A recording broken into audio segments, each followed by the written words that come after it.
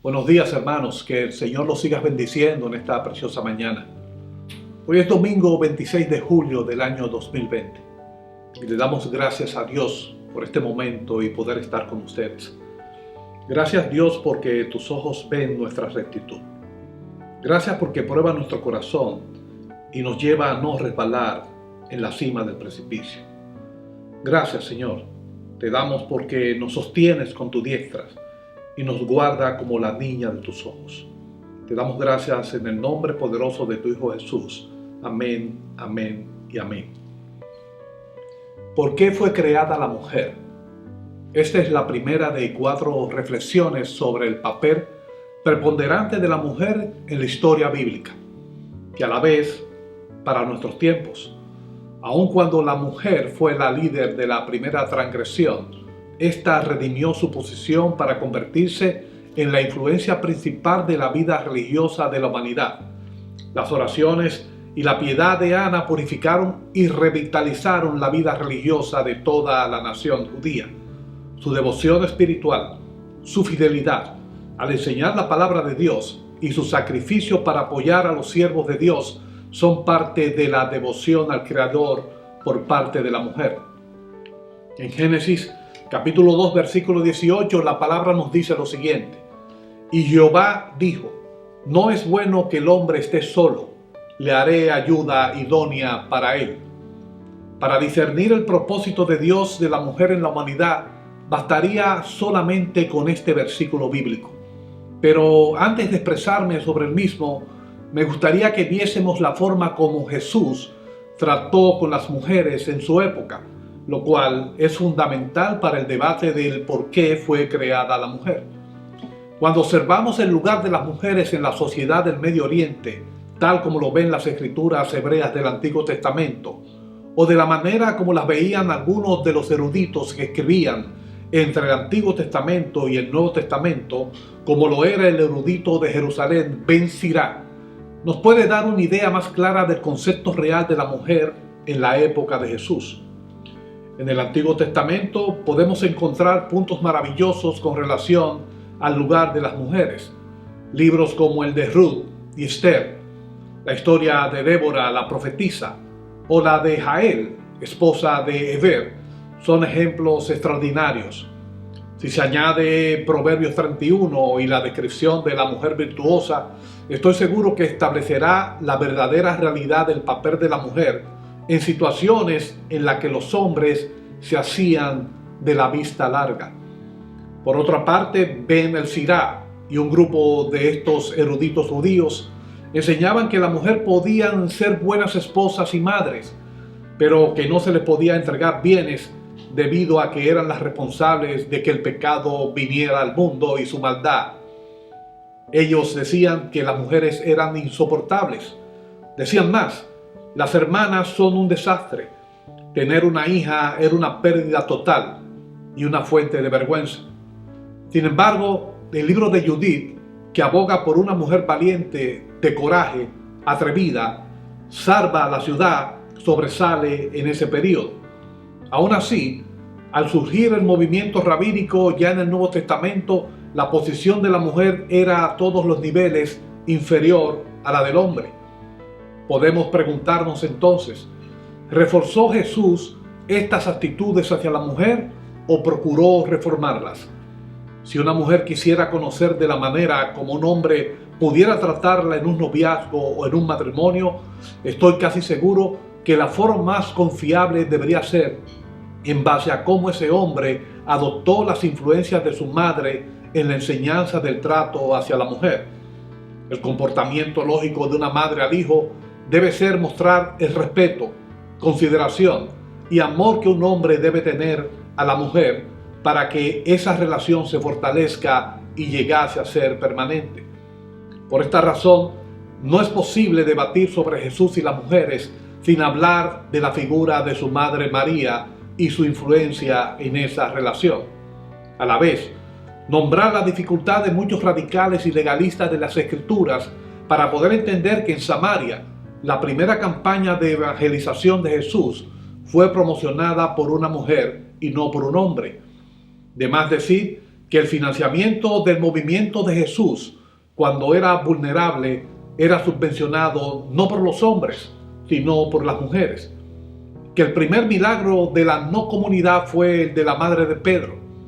Y por si fuera poco, el cántico de María, que es el símbolo de alabanza, salvación, misericordia y humildad, el cual lleva a su Hijo por un camino de enseñanza humana que servirá para la verdadera historia del por qué fue creada la mujer.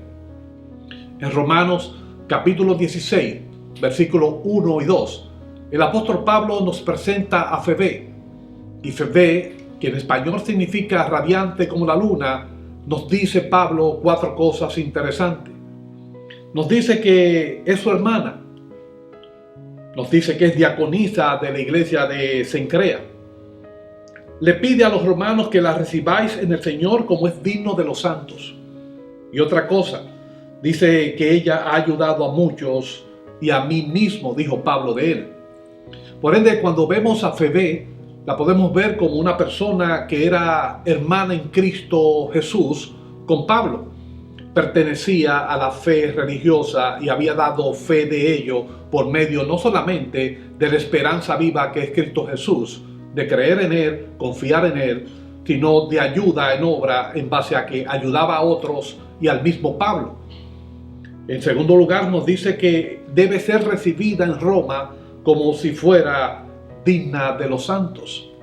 Y es particular lo que Pablo nos dice en este momento, porque a diferencia de lo que muchas personas entienden, la persona que lleva la carta de Pablo a Roma y produce en los romanos el impacto glorioso del evangelio es Febe. No fue un hombre. Pablo escogió a una mujer para que llevase la carta a Roma del libro más teológico que presenta Pablo de todos sus escritos. En tercer lugar, nos dice que ella lo ha ayudado de manera importante. Y cuando vemos Hechos 18, vemos que en ese momento, cuando Pablo salía de Atenas, se paró en Cencrea y estuvo un tiempo en la iglesia con Febe. Por ende, en ese momento, Pablo nos dice en la Escritura que se raspó la cabeza.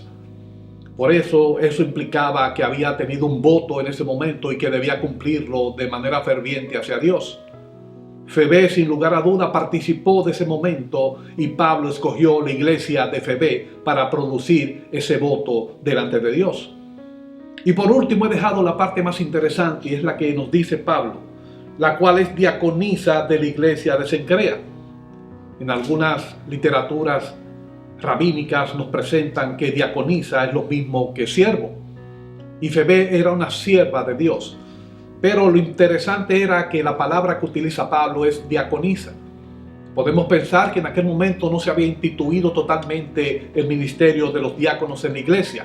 Pero Pablo estaba seguro que la función que hacía Febe en la iglesia era de valor. Por lo tanto, nos la presenta como una diaconisa. Por eso podemos ver que Pablo no fue un abolidor de lo que la mujer podía hacer en base a la obra de Cristo Jesús. Es todo totalmente diferente.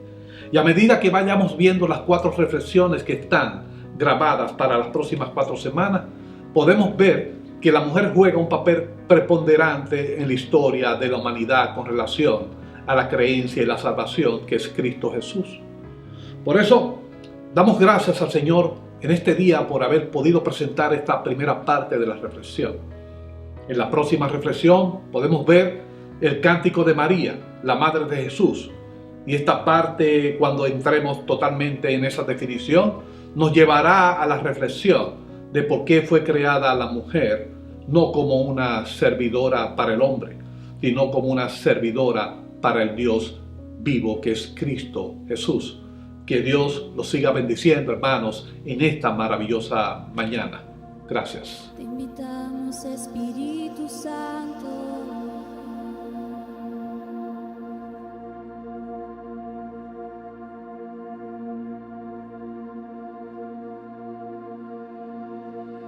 Siento en mis huesos tu mover. Siento en el viento que te paseas. Prometiste prometiste tu espíritu derramar sobre cada uno de tus hijos. Así que ven.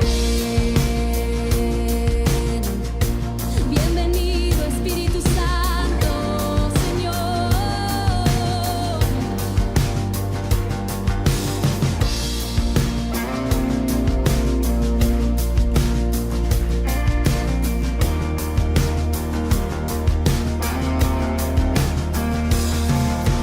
Siento en mis huesos tu mover.